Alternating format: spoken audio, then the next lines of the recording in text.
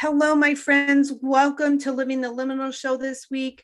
I am so glad you're here. If this is a new listening moment for you, welcome. We are always glad to have new listeners. We're so happy to have listeners who have been with us since the beginning. As you know, we are in season 7. That's so incredible to think we've lasted this long and we're still being able to promote and bring in conversations that are just so valuable to where people are today. I am so excited to share with you this guest with me today. It really is a pleasure and a joy, which is going to sound a little funny because we're going to be talking about grief. That I would say it's a pleasure and a joy to talk about a journey that has had some sadness.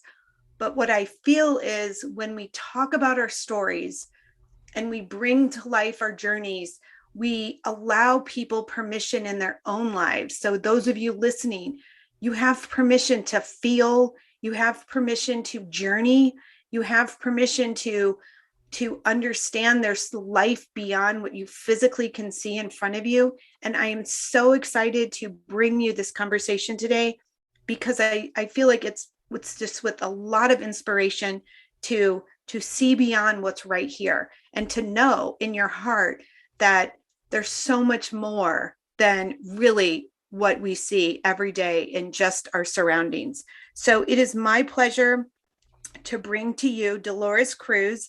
She is a retired elementary school teacher, which I'm going to be wanting to talk a little bit about that since that's my background. She's a mom and a wife, which again, we have so many commonalities here. She's an author of a wonderful, sweethearted book called Look Around, A Mother's Journey from Grief and Despair to Healing and Hope. She also volunteers with Helping Parents Heal, which we're going to have her share with us about that as well. She's a certified grief yoga instructor and soon to be a grief educator. And I think you are going to be just so in awe and inspired from the wealth of wisdom that she has to share with us, as well as her story. So, Dolores, welcome to Living the Liminal show. Thank you so much, Christy. I'm really happy to be here. We are too. I'm just going to we're just going to come to it. Okay. Tell us how you got to where you are today, which I know that that's a long story, but Yeah, start us and then we'll kind of just veer off when we need to. right.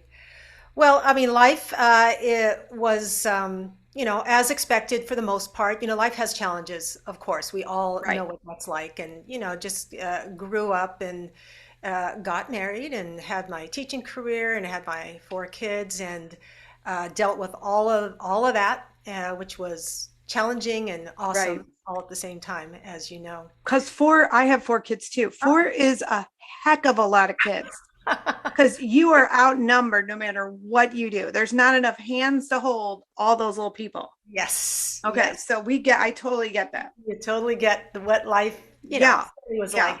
like. They're grown now, but at the time, of course, Right. anyway. Um, well, what occurred is that in 2000, May of 2017, my 24-year-old son, who's the youngest of my 4 kids, Okay. was involved in a fatal automobile accident. And I it's as you would imagine, as anyone doesn't even want to imagine what that feels like, and Right. it was extremely not only just devastating as you would imagine, but my belief system just blew wide open because Right. I did not understand why, if I had been so good, I thought, Mm-hmm. and kind of done all the right things with the typical Right. mistakes. And I mean, I was raised in a faith tradition and Mm-hmm. went to religious schools and just had my kids going to, and I just felt very good Mm-hmm. about my connection with God. I mean, I felt it was a perfectly good and strong faith or relationship. Yeah. And I felt grateful. And then this happened, and I did not understand. And I, of course, was angry. And you Mm-hmm. become angry with God, like what is going on here? Right. So I without question, was launched into a search. Hmm. Um, I needed to find some answers, if that was even possible. Hmm. And so I right away began to read. Well, the first thing that happened was talk about things that kind of that come to you when Right. necessary. Somebody sent me a book on grief and grieving, which was by Elizabeth Kubler-Ross and David Kessler, which Hmm.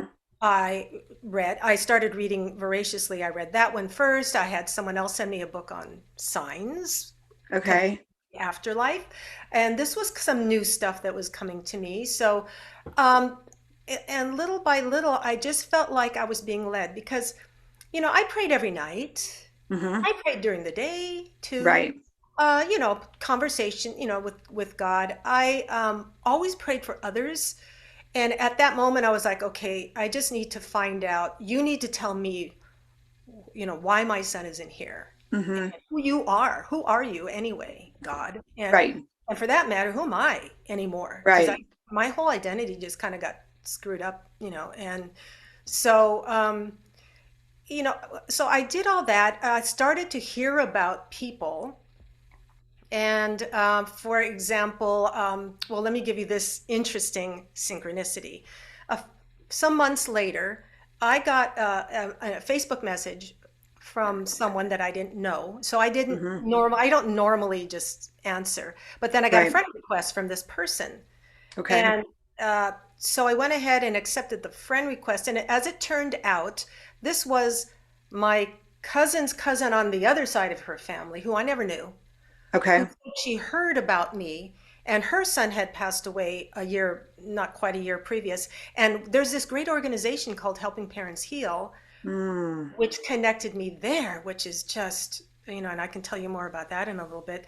But then she said, oh, and we saw this medium. She was fantastic. And, if you're interested, which it never occurred to me ever, especially with my upbringing, that wasn't something I was going to look. Right. Mediums going and talking to those who talk to Right. those who have gone across the veil is not one of your norm activities. Nope. Wasn't something that just normally came out. Right. Not at all. Okay. And at that point, anything, I was going to do whatever I needed to do. Mhm. Now, that being said, I had already started finding that I was getting some very lovely, wonderful signs from my son. So even before I started really looking at that greater reality, Mhm. things were starting to happen. For example, just and this is going to sound subtle, and I think I heard you talk about synchronicities before and being open. And there are so Mhm. many things that can happen that are so easy to say, that wasn't anything. They don't mean anything. That was just a Right. fluke. It just came. Yeah. Yeah. Uh-huh. Which I But don't believe. So I believe that those are some right. things. Yeah. And yet that was something I would have said before. Right. I would have said, oh, that's really interesting. Gee, I wonder what that was. And that was it. Right. Mhm. Well, I had, of course, been grieving and crying, and I was talking to my son from the beginning. I always had a, a knowing of the afterlife, and that didn't change, Mhm. but that sure grew in time. Right. But I was saying, where are you? I need a hug from you. Mm. So, and I had been saying that. I had gone to the market, to Whole Foods, about a week later for a couple of things. And there was a table set up outside the doors with a couple of young people for this organization. I don't know if you've heard of it, but it's called um, DARE, the DARE program. Yeah. So Yeah. Drug Abuse Resistance Education. And they Right. used to come onto our school campus, but I hadn't seen them in a few years. Anyway, so I was interested. And on the way out, I stopped at the table and said, hey, you guys used to come to campus. Anyway, the guy said, well, cutting funding and all that. So I said, well, I want to make a donation. He said, great. And I'm noticing this guy is my son's height, my son's Right. age, Mhm. more or less, and very pleasant and all that. And so I gave him a check and he gave me the receipt. And as he handed me the receipt, he said, how about a hug? And I Mhm. honestly, I said, yeah, why not? I love a hug. And I gave him a quick hug. and it was very sweet. And I just said thank you, and I walked away, and I was just like, oh my God, Mm-hmm. I don't know how, but somehow that was my son. Somehow. Well, it almost like when you just said the hug, but I went to as soon as you looked at him and thought and got this feeling he was the same size, he was the same, but like you started off, it was like you already had started to feel the presence. And that was the physical body in front of you that just sort of was there Right, to connect it for you. right, right. So So, awesome. and I mean, again, I could have said, yeah, nothing. But I mean, you just know. Yeah. I have learned to trust my heart and to trust Yes. what's resonating, and Uh-huh. you just know. And there's no need for me to go tell everybody, and then they're all going to go, that was, I mean, of course, I told my family, and they loved it. They were Yeah. blown away. And eventually, I mean, it's in my book as well, of course. But Right. so, I mean, there was that. A few months, even 3 months later. Now, this is a big one, which does not happen to everyone, and it certainly doesn't happen all the time. But I had gone to a birthday party for a little girl that was my son's friend's niece. Anyway, it was a family Uh-huh. thing. So we went, and we all went, the whole family, my three other kids, my husband. And as we're walking in, I'm feeling that heaviness of Eric would have been here. Yeah. And then I said, he's here, because I do believe that. Mm. Oh, So I said, yeah. he's here, Yeah. he's here. Mm-hmm. So we go in, we're doing whatever. We're standing around a table. We're holding plates of food, just kind of like having a little chat, maybe, I don't know, 8 people. Yeah. All of a sudden, my peripheral, clear and colorful, was my son, Eric. He had a Hawaiian shirt on. He had, I could see his little facial hair that they have, Yeah. Yeah. and he wasn't holding food. He was just looking in the center like he would be anyway if he was. Yeah. If he was there, this is where Yeah. he would have been. And yeah. Yeah, and so I slowly kind of turned my head, and the image dissolved. But I just said, "Okay, letting me know he's Mm-hmm. here." I mean, he was just with us, and I Yeah. actually saw that. It was incredible, and Did that something scare else. you at all? Because I think you're so open, but I'm wondering if someone who's not open with that kind of, like, did I imagine that? Am I just so desperate? You can just hear where some people would come from. Are you Mhm. making that up? You're seeing things that aren't there, Right. which, I believe the other of all that, the opposite, that Yeah. they are there, they are here, they can give us signs and signals. It happens all the time every time we need it and we ask for it. But what did that scare you at all, or just was it so different? For me, it was calm and peaceful. Okay, so it And came in very loving because yes, you and Eric had this very loving, trusting relationship. Okay. Okay. absolutely. And to me, that's another clear indication of what it is, that it's him. Yeah. Mm-hmm. Because again, with that feeling of peace, and I'll give you one more. I mean, I've got a million of these, so you can stop me whenever. But I love hearing them, and I think they're so inspirational, and they're just I have so much fun talking about them. yeah. So another more obvious one was about 6 months later, I guess it was. So, I had this habit. Well, it was just what I was doing at the time. Every night when I went to bed, I would cry. Um, Mm-hmm. but I also had learned how to do self-guided meditations. So that was, Mm-hmm. um, uh, in an offhand, I can't recall specifically from where, but I think it was probably something I read. But at any rate, so I would do that. I would do the whole thing of, you're going to we'll go through the door, and you're going to go to this beautiful place of Mm-hmm. choosing, and you're going to walk, and then you're going to see your loved one, my son, at a Mm-hmm. distance, and then you can go towards and sit down together at this lovely table and chairs, or whatever, however you want it. Right. And Right. so I had already gotten myself kind of used to doing that, and it really felt good. You know, Mm-hmm. sure, made, my imagination or the way I was making it, but it brought me peace. Right. So this particular night, and the way it always worked is I would go to bed early because I had to get up at 5 to teach. Okay. And my husband stayed up later. So, we'd hang out together before I'd go to bed and we'd talk for 10 minutes. And then I'd go to sleep and he'd leave the room and then I'd cry. Um, so this night I was extra tired and I said, Eric, I'm just going to go there really quick. I'm not going to do the whole warm up to get in there. I'm just going to meet you Hmm. there. So in my mind's eye, I see him, but in my ear, I hear, I'm right here, Mom. And Hmm. it was surprising Hmm. because it was not what I was expecting. Sure, I was expecting what I was going to see because that was something I was bringing in. Right. But this was just came and it was literally on kind of inside my ear, the way it was. And that feeling of peace just enveloped me and I just went right to sleep. I mean, Oh. it was really something that, I haven't heard anything since.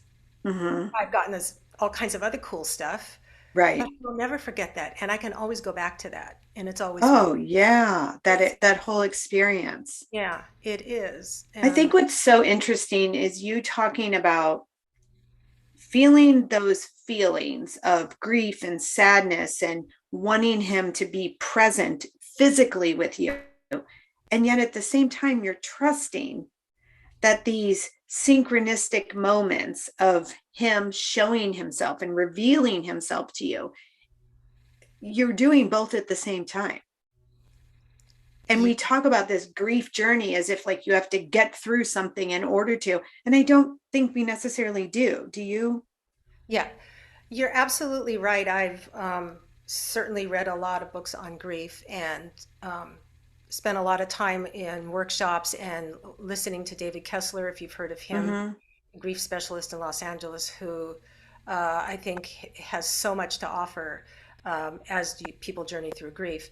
But yes, grief, you can't get away from it. You can't try to hop over it. You can't try to hurry up Mm-hmm. and get through it. I mean, it's part of life, and it actually, which in a way I wouldn't have understood this in the beginning, but it's a gift. It is Mm-hmm. um, it is our an expression of love, of course, and it's a journey Mm-hmm. through which we can heal.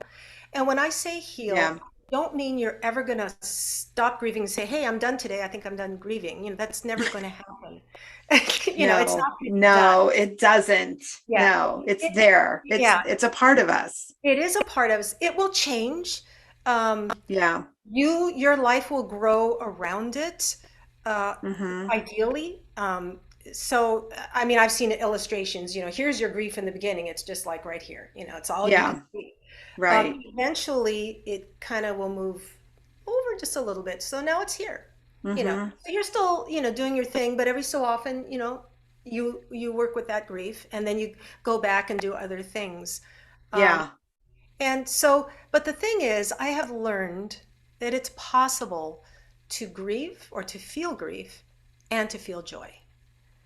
And Yeah. I didn't think in the beginning that was possible.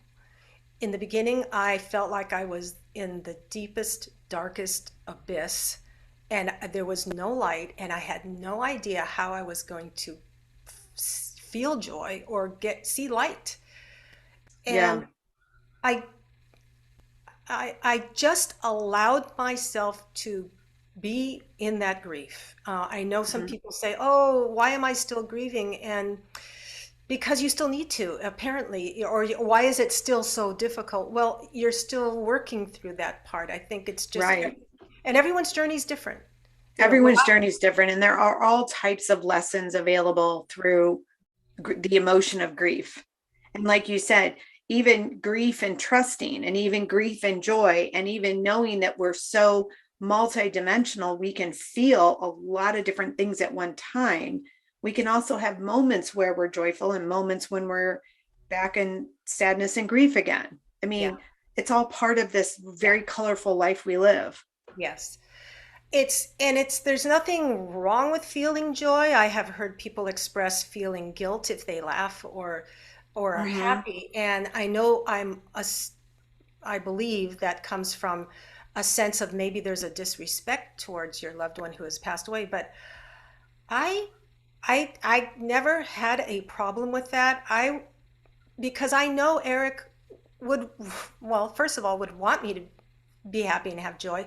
But I think when I laugh at stuff, he's laughing too. I think he's enjoying it with me. I have no doubt that our loved Yeah. ones are with us, and they're hanging out. Well, if they're right here and we Uh-huh. believe they're here with us and we believe the signs and synchronicities we're getting, Hmm. then when we're in joy, they're experiencing joy with us. I Yeah. just read something recently where not only are those in who have crossed the veil and those in the spirit world and teaching us, but we still teach them. Yeah. So there's still that two-way interacting going on. There's still a relationship, and we have a Yes. lot to teach them still. Yes. So if we stop living, then we stop doing our part for them. Yeah. And so I think that that's so beautiful in your story, is that you're realizing this incredible opportunity for you in this grief and despair, but to also allow Eric to still experience you and your family and your loved ones and his friends here that he had to move on. Yeah. So that's the what we're giving back too. It's still a giving and receiving, complete, total, wholehearted relationship. Yes. Yes. I love that you brought that up, Christy. I was with an awesome grief specialist therapist for a year and a half. And I remember at Mm-hmm. some point, partway through that, she said, or actually towards the beginning, it was probably within the first month or two, she said, you can have a new relationship with your son. And at first, Mm-hmm. I I didn't know what she was talking about, but I was going along. Right. It was okay, we'll Right. see. But honestly, within a year or, at some point after that, I totally get it. Yes, Yeah. we do have, I mean, Mhm. I know, of course, I want him physically, of course, in a heartbeat. I would take that if I could have it. I miss Right. him so much. I will always miss him, and I do every day. But I can have a spiritual relationship with him, and I Mhm. choose to have that spiritual relationship. I talk to him every day, Wow. whether it's in my mind or a little bit out loud sometimes. It's great when we're wearing the mask, no one can see me talking, you know? I just talk it out. I just talk it out. I don't even care. I just Right, like whoever's looking right. at me is probably like, who's she talking to? And I'm like, oh, I got a lot of people. No, Yeah. I totally agree. And I love that you are willing to see that piece, because I feel like there's so many out there who are going through grief for maybe a lot of reasons and feeling very stuck and stagnant, that we are in this human experience and we have to have only human experiences. And we're so much more than that. And so if Yeah. we can push ourselves bigger and allow for different relationships and grow into those experiences and be open to that, we're loving differently and we're loving so unconditionally there. Oh, yeah. Yes. What came then from that is, as far as the relationship with God, and Mm-hmm. that's my word. I know there are many words for God. Right. I think they're all great. I like them all. Right. That's just the one that comes to me first, since that's Yeah, how I was brought up. absolutely. But, it's I grew up with, if something bad happens, what did you do? What did I do wrong? Right? So Mm, am I being yeah. punished, or why didn't God hear my prayer, kind of a thing. Mm-hmm. And what I came to learn after all of that reading and soul searching and praying and meditating, uh, Mm-hmm. I meditate now twice a day, which is listening, right? Right. It's Right. listening. Getting still and hearing. Yeah. Is that, it's not that God is ignoring us or doesn't want to answer our prayer or doesn't want to take care of us or protect us or whatever. Um, it's that God is the creator, Mm-hmm. the source of all love, Mm-hmm. source of all love infused in us. It's up to us. We are here to love. We Mm-hmm. are here to help each other, support each other Right. through these times. And when that is occurring, that's where God is. So Mm-hmm. I even spoke to this man who had been he was serving as a priest at the, um, I guess it was, well, during 9/11. I forget which location he was, but he said Uh-huh. that, people would come and say, "Where's God? Why is this happening?" Mm-hmm. And his answer, very simply, which again, I had to think about, it took me a while, and then I thought, okay, I get it now, was just look at all the people and look at all the help and look at all the love and look at all the, Mm-hmm. that's where God is. Because it's a whole different way of looking at God than Right. other belief system, which was kind of in a box. And, Right. I mean, that box blew open for me, and I see so much more now that is so comforting and so wonderful. Um, Yeah. we're not supposed to have an easy life. No, we're supposed to have challenges. We're Yeah. supposed to, we're supposed to have moments that sort of take you to the edge because that's the colorful part of living life fully, right? And Hmm. so, yeah, sometimes things happen that cause you a lot of grief, cause you Right. sadness, cause you to kind of go into a despair. The job is not to stay there, it's to keep evolving through it. Right. Right. And, I do want to bring up just a couple more things, because for anyone who might think, well, I haven't seen my loved one or heard my loved one.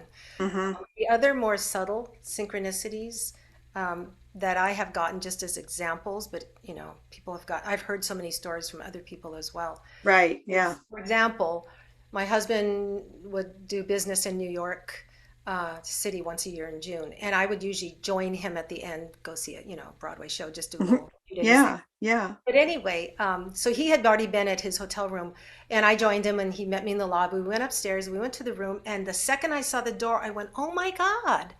The room number was 2311, and my son Eric's birthday is the 23rd of November. Oh, I mean, how do you love that? I mean, And I'm so glad you're bringing that up, the subtle signs, yeah, because I have heard so many people say the same thing. I don't see my loved one. I don't hear. How do I know that that's really them? Well, first, I believe if your heart is telling you and you're feeling that connection, it's mhm, them. Just believe it. yes, Just own it, believe it, feel the love in it. And I think that you're so right. Sometimes these things come in subtle ways because we've not built our awareness up to the possibility that this even exists. And the more you become right, open to it, the more you're yeah, going to see those little.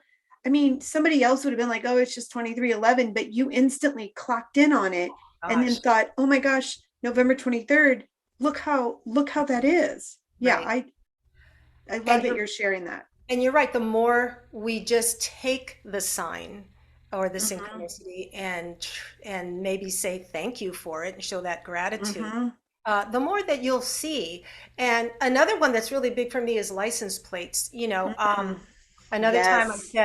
I was telling my dad, oh my God, he's really good at those. But anyway, I saw another time, the license plate in front of me. I was thinking about Eric, and it said hug. And I went, okay, there's another hug. Thank you so much. Well, I Yes. had my daughter in the car the next day, I guess it was. And I was telling her about that. And we pulled into a parking lot, and I said, look, there's another one. I mean, there was like another one. I mean, it was just the next day and Yeah. talking about it. There And it is. And that's another thing. It's kind of like, when does it happen, or is it a couple of times in a row that you can mm-hmm. feel pretty sure about that?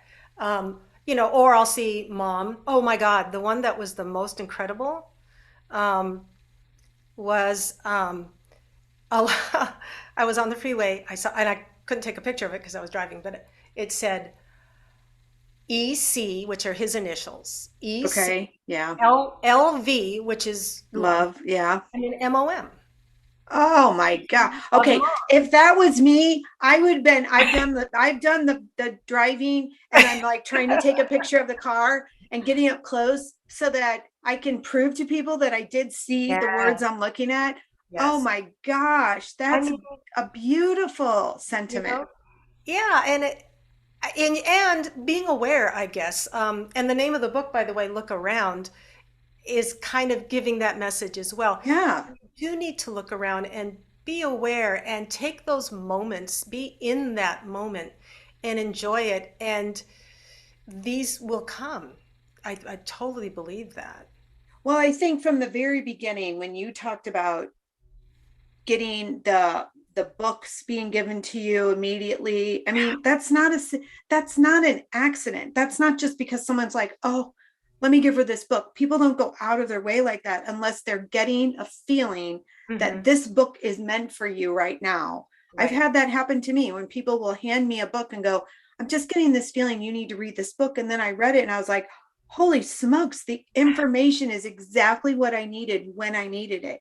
That's Right. not an accident. Those are created moments from God. Yeah. We'll use your language today on this talk because you need what you're always going to get what you need when you need it. Yes. And Yeah. so, there are no answers in the way we humanly want the answers to equal out and to equalize what we're going through for why Eric was chosen that day Yeah. to not be here anymore. And yet you've turned it into something that's so fulfilling and so wholehearted and to where his love and his memory can keep going. Yes. Yes. All of that love will ripple out forever. Absolutely. Totally believe that's the case with all of us. All that we do. It doesn't just end on that day Mm-hmm. when the spirit leaves the physical body. Right. It's interesting that I caught myself saying the other day, and I said it because I mean it, that I continue to have new memories with Mm, Eric, and it's through those signs. Those are my new, yeah. the memories aren't done, or That's the experiences aren't done. Uh, Oh, yeah. yeah. So what led you to write?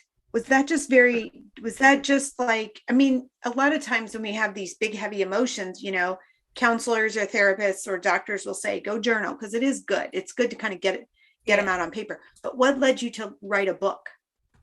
Well, okay, so the way it started was probably within 4 or 5 months, my therapist said to me, do you think you have a book in you? And I said, I don't write. I Ah, don't know. I don't think so. And I just went, I don't know. yeah. So then I want to say that during a reading I had, it was brought up, oh, it looks like you're supposed to be writing. I said, Mm, well, maybe. I'll have to think about that.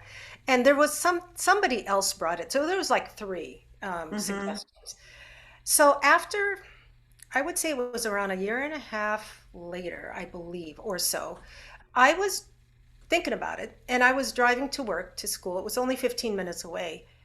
And all of a sudden, I just got, well, your first, you're going to start out talking about this, and then your next chapter could be this. And I kind of had Mm-hmm. like the whole book laid out. Within 15 minutes, I got to school and I jotted it all down and Yeah. went, that's how it's going to be. That's it. Yes. Now, I still didn't do anything with it for another, I mean, I hung on to it and I kept thinking about it, and I was writing some little pieces, Right. not just general pieces, not so much for the book, but they probably ended up in the book. But about a year later was then we had to shut down for COVID, Okay. and I Yeah. said, or something said, it's time, just do it now. Yeah. And it it was not hard to think of what to write. It was just there, and it truly did flow out.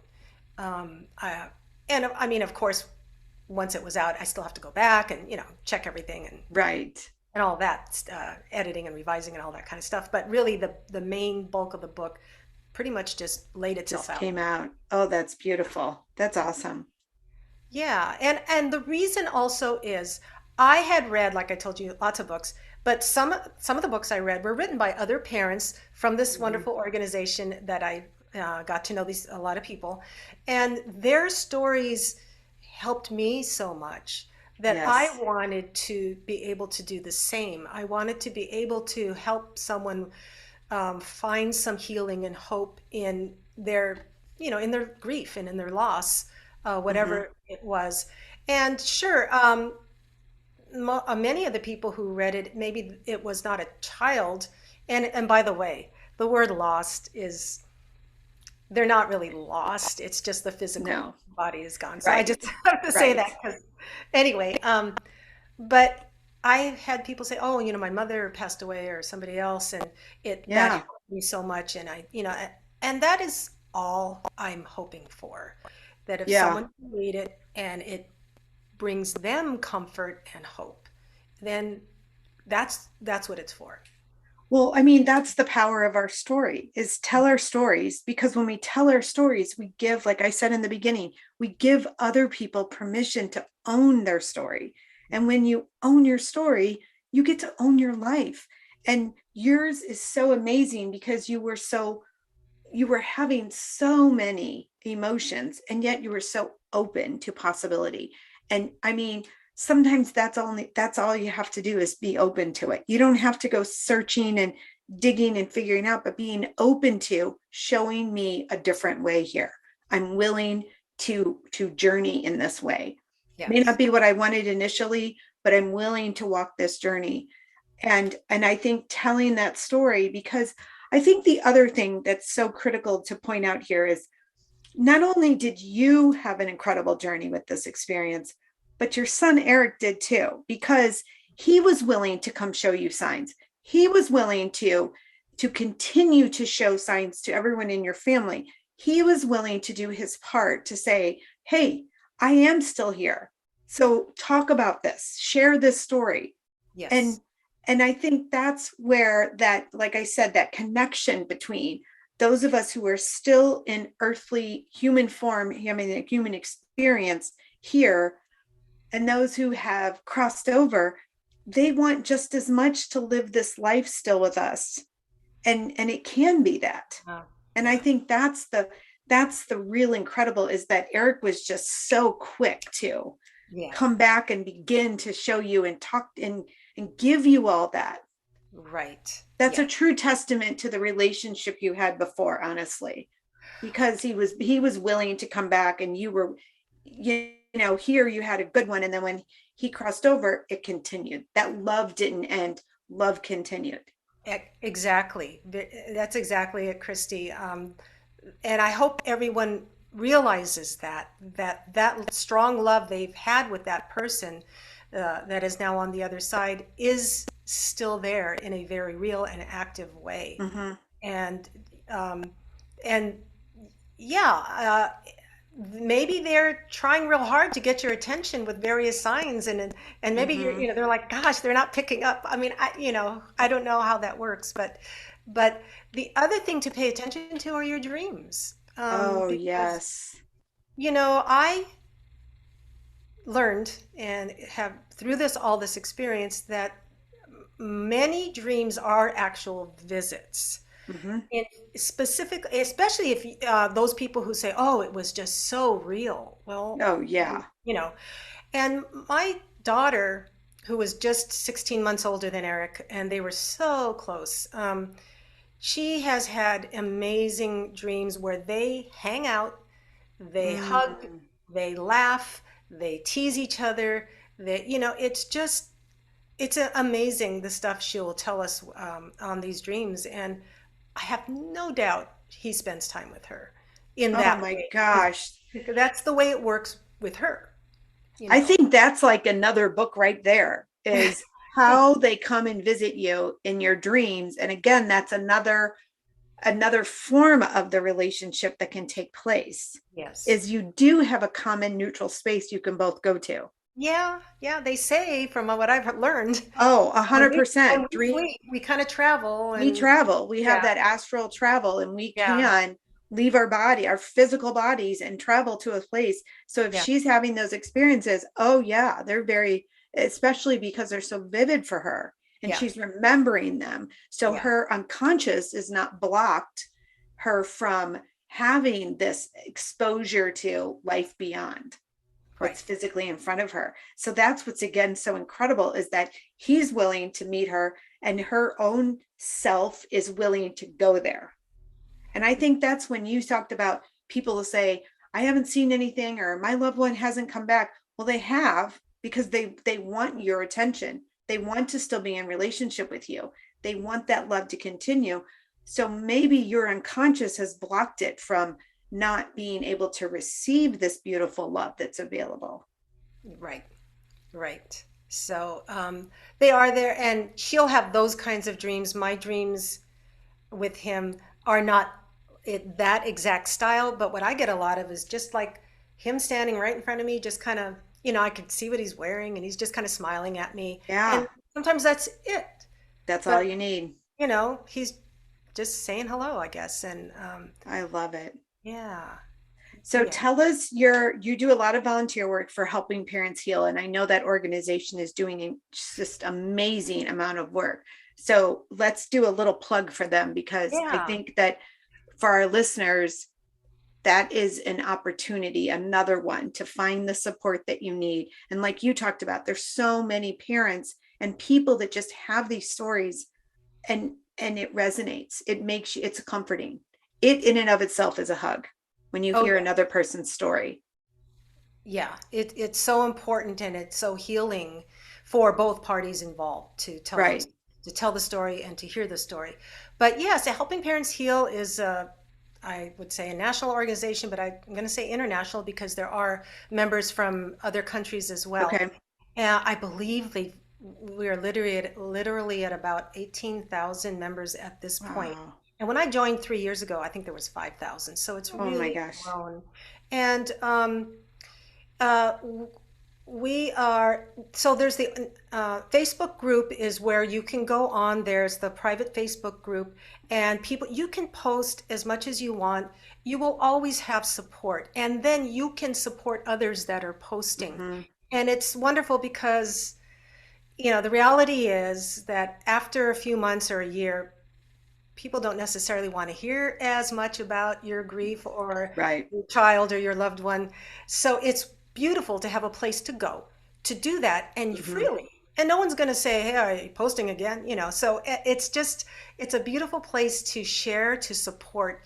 Um, the main head administrator that I know very well is Elizabeth Boisson, and Hmm. we she we have also local affiliate groups where Hmm. at least before the shutdown, people could get together and meet in Right. small groups. Right. And but then there was shutdown, then we all went virtual, and we're trying to figure out how are we going to be coming back. But I was looking for the LA area group. There wasn't one because I'm in Los Angeles. And when I checked with Elizabeth, she said, if you want to start one, why don't? And so I wasn't, when she first told me, I thought, well, I think I can do that. But it still took me a little while to kind of feel like I'm ready. And as it turned out, there were two other ladies near, within the area that were willing to join in with me. So the three of us lead our monthly meetings Nice. for our local group. But when we do Zoom meetings, anyone can join. Anyone, Right. so it doesn't, we can post that and people can join us if they want. And we have that once a month time. Um, the other thing, by the way, that is done, which is so cool, through Elizabeth and a couple of other leaders that help out, is these weekly Zoom presentations by all kinds of speakers. And there's a couple of them a week, all kinds of areas of healing or spirituality, or maybe Hmm. mediums, maybe medium readings, or there's just a lot that is offered there. And then the other thing that I volunteered to do is there is a list on the helpingparentsheal.org website under resources. It'll say caring listeners. So I'm Mm. listed there. There's a list. I don't haven't counted lately. I would say around 30 people that if Okay. anyone just needs to speak to someone, maybe this is Yes. new to them, maybe it's been 6 months or a year and they're still just having a bad day, that they can call and speak, and it's just talk. Yeah. And so I've been doing that as well, and try to offer any other resources. We're not therapists, but we are listeners. So, Well, I think your listeners with a lived experience, which sometimes is even grander than somebody who has a therapist background because you get the levels of emotional you get the kind of emotional warfare that's going on in somebody's life when their loved one has passed on, and it's sometimes a shock like it was for you. It's a shock to your system, it's a shock to your life. And I'm so, you talked about in the very beginning of your experience, feeling like you were mad at God and you wanted answers, you wanted to understand. And I feel like that's really the biggest thing that Helping Parents Heal has done, is create this huge support system for, we may not have the answer, but we have a lot of understanding and answers, and we can help you on Mhm. your journey. Yeah. So you can't take it away like you talked about. You can't take it all away because No. it's an experience that's there in your life. But now there's this huge resource available for people to get answers, to get some understanding, to get some grounding, and to just be listened to and heard that, yeah, you're going through something that just plain sucks. Yeah. Oh, If nothing else, to be seen right. and heard in that way. Right. Right. And you're not judged for Yeah. how you're grieving because, we can get that from people around us saying, are Yes. you still, or why Oh, don't I can you? remember. I remember when my cousin passed away, I was pregnant with my second son. So, I mean, talk about a lot of hormonal Mm, polarity right there. And I was struggling because she died. And then 2 weeks later, he was born.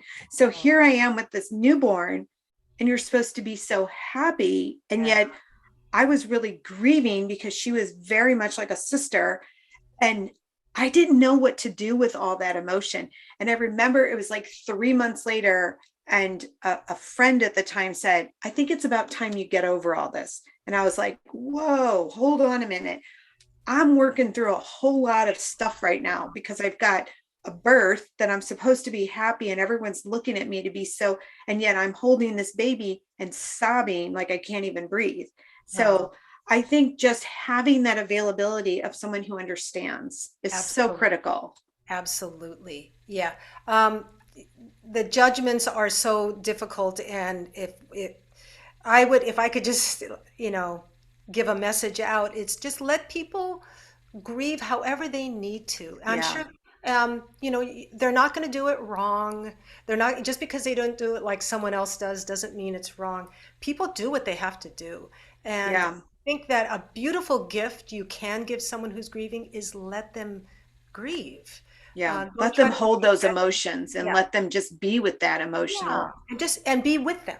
You don't have Mm-hmm. to tell them how it's going to be better or anything, like just be with them.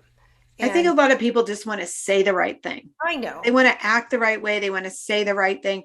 And I think if we just sort of surrender that and release the fact that yeah, there is nothing that you can say to take this no, away. So right, why don't you just hold space for them yes, and exactly, let them feel what they're feeling? Because we are a society right now that needs to learn to feel anyway. yeah, So we need to empower each other to feel what we're feeling and to allow that to be okay. yeah, exactly, yeah, and that will do so much for anyone in any grief situation. There's so many types of grief situations. So Right. just to be there and let that be, and allow yourself. Don't, and it's easy to judge yourself too when you're grieving. Oh, I Oh, grieve, me. absolutely. Just be loving to yourself and kind to yourself, and just let yourself go with that. Riding those waves of grief, as they say. Yeah. It is a wave. Sometimes it feels better. Sometimes you're just being knocked against the rocks or something, and uh, but just go with it, because the more you fight it, it's exhausting. It's even more exhausting. Well, I feel like the more you fight it and pretend like you're not grieving to please everyone else, you're getting off balance yourself Oh, because it's still there within you. It's not, it hasn't gone away. mhm. So it's about honoring what's within you and letting that kind of surface. Right. And that is why I also do, by the way, I was trained in grief yoga. Oh, I wanted to ask you, grief yoga, I've never heard of that. Oh my gosh. So this guy, based in LA also, but he's Okay. he's got an awesome website, griefyoga.com. His name is Paul Deniston. And I got to know him over the years because I also saw him at workshops. And it's so in order to do that certification, I already had to have my 200-hour yoga teacher training, which I, Right. Right. and then from there you can add on specialties. Okay. So, but grief gets stuck in our bodies. It Mm-hmm. does. It's in there, and the movement is what's going to help release the emotion and the grief, and it is healing. And it's not the kind of Okay. yoga where it's not regular yoga, where we're going to do all these poses that might be difficult for. Downward dog and all the things you cannot even move into. Yeah, I Yeah, get it. it's not, anyone can do it. You can even do it in a chair because we learn and are Okay. shown that, you can do it standing, or you can sit down if you'd Nice. rather, and there are, ways to adjust and modify those poses or whatever we're doing. Uh-huh. But sometimes it's just, it might involve a certain amount of anger. And there's vocalization as well with just sounds. There's a little bit of meditation involved, or connection, I should say, with your loved Hmm. one while you're doing this. Of course, you Oh, dedicate to them, wow. and then at the end, it's called, because there's sections that we move through. It's called surrender, where you just Oh, allow yourself. that's so beautiful. That just sounds, oh, that just gave me chills. It really Wow. is. And if anyone's interested in that and you go to griefyoga.com, there's all kinds of information there, but I believe there's a couple of free videos you can watch to go through that. Okay. Okay. I would recommend that for anyone who's interested. It's That beautiful. is so awesome. And you do need to release, I mean, oh, and Hmm. you feel better after. You might cry during this. I mean, I don't know, you may not, but you really help yourself heal by moving.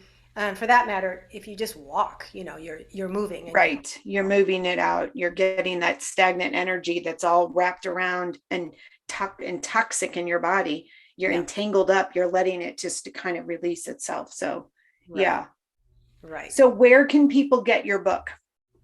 Well, my book is available on Amazon. Okay. You just, type in, look around, a mother's journey from, and I mean that one will come up, but a mother's journey from grief and despair to healing and hope. Okay.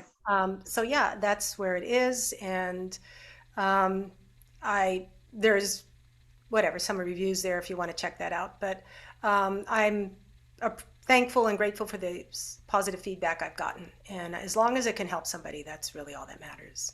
Oh, that's so awesome. Thank you so much for being here. I want to do our high five questions with you because we Okay. like to know our guests a little bit more. So, what inspires you? Um, I am inspired by people who stand up for what they know to be true and good, Mhm. and that they Mm. are not worried about what other people think. People who So can, needed these days. So needed. oh, so hard. I mean, I'm Hmm. learning and I am inspired by that, and I'm hoping to uh, do that for myself more Yeah, and more. Yeah. that's awesome. How do Mm. you have fun Well, besides reading? Let's see, license plates and what yeah. else do you love to do to have fun? Well, one thing in particular is I have some dance background training, and I still teach tap dance. So it's, and I'm doing it online right now, of course, because until Oh, I get back to campus. But I'm sorry, tap dancing it's a lot of fun, and it really takes me I've out of any worries or concerns. And Yeah, I got I the have music. always had an infatuation with tap dance. I can remember at weddings, like pretending I was a tap dancer because I loved that. I just love I think it's the sound of the taps and the rhythm. It just does something for my heart and Yes, yes. soul. And as a matter Totally. of fact, and another connection with my son, he was a drummer. He was a rock drummer. Oh, okay. And so I will be teaching my class, and of course, and I've got this where I'm standing, where I teach. There's a beautiful painting that my sister-in-law painted of him off to the side, and I'll look at him and I'll go, okay, I mean, I'm doing it with my feet, you did it with your hands, and I love it's a it. connection, yeah. Yeah, totally. What is one thing you cannot live without? Um, my connection Yeah, with my son and with my other loved ones, on the other side, nice. with the divine, in fact, if you want to keep going with that. But that connection helps me live. Yeah. Yeah. A question that just popped into my mind. When did you have connections with your loved ones who had already crossed the veil before? No, not, I would not say so. Okay. And that's another thing that just opened. So So now that just kind of came in naturally as you were open to Eric being across the veil and showing you that just that opened kind of up grew with that. my Okay. other, my, because I have a brother who did pass when I was younger, and my, of Okay. course, my two parents. And yeah, so I Wow. think, That's even more beautiful. I mean, that's even more spectacular that that's now available to you. yes, A yes, bigger gift there. yes. What does freedom mean to you? Freedom is being who I am. And again, I don't care about what people think. If I can do that and I don't care about the judgment or what anyone has to say, and I can just be myself, wow, that's freedom. I think. Yeah. Yeah. Well, I love that you're so open about sharing your stories because I do think there's a little bit of like when we share things, like I remember one time I came upstairs and I said to my husband, I looked at him and I go, your mom's here because I smell her perfume. And he looked at me and it wasn't that he didn't believe me, but it was so not something I normally shared. I kept that very secretive. But the more I started exploring this aspect of myself, right? And this connection that I had, I would just start to talk and I would say, well, there so and so's here, and so and so's here. And so I so am happy that you are sharing these stories and you're out there just saying, hey, this is available because that's freedom. That is your freedom and that is beautiful. And you're showing other people how to be free in that way too, because we all have the availability to be connected. Oh yeah. So We, it's we not all, that one of us is more special than the other. We all can do this. It's right. called love and surrender. Right. And we are connected. It's just being aware. Yeah. Yeah. Yeah. Yeah. Totally. What Yeah. are you grateful for? Um, I am grateful for, I'm just going to say, nature, because nature brings me peace. Mm-hmm. When I'm having those, uh, some moments, let's just say, of whatever, for whatever reason, of sadness or stress. I am so grateful that I can go outside and stand under my tree, that I can feel the sun on my face, or I can see the blue sky with incredible clouds, or even see that full moon or whatever. That just, I feel so grounded and like just joy and peace Mm-hmm. from those, being in those moments. So, That is awesome. I'm going to ask you one question again, last one, okay. because again, it's popping into my head and I feel like we might have a listener that needs to know this. So, Eric moved on, right? Crossed the veil in May of 2017. So here we are, and we're now in 2021 and such. Do you still have moments of crying and grief? Oh yeah, I do. Okay, I think that's important for people to know. That's why it came to me and I was like, I need to ask her this Yeah. because I believe grief is that, and I'm so happy you used the analogy of the wave. It sort of just comes. You might be out to sea one day and everything's joyful and beautiful, and then all of a sudden the wave comes in and it gets you. And I just wanted to ask you that because I feel like it's important for people to know Yeah, that it's not like it's over. You don't ever get over it. You don't get to the end of something and never go back. It's part of now who you are. exactly. That's true. So yes, I do. Yeah. The Thank you for waves, sharing. yeah, they say that in the beginning, of course, the waves are like, just Yeah. one after another, but over time, the waves come, they just come a little less often and they may not be as hard. They may be a little bit Yeah. softer, but they come. Yeah.